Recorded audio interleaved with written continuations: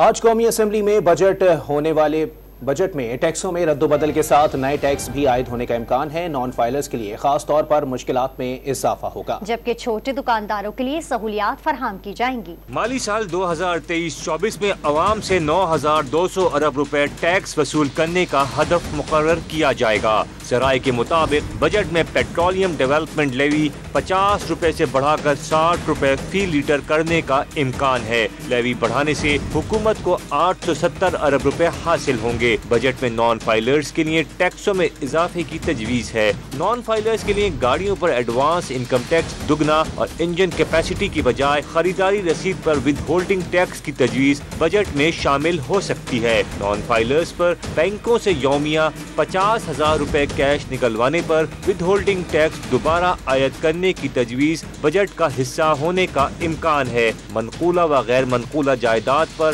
Assets tax عائد کرنے کی تجویز پیش کی جا سکتی ہے۔ گاڑیوں اور موبائل کی درآمد پر اضافی ریگولیٹری ڈیوٹی اور ٹیکسز برقرار رکھنے کی تجویز ہے۔ بجٹ میں چھوٹے دکانداروں کے لیے خصوصی اسکیم لانے کی تجویز سامنے آئی ہے۔ اسکیم سالانہ 1 کروڑ روپے سے کم ٹرن اوور والوں کے لیے متعارف کرائی جائے گی۔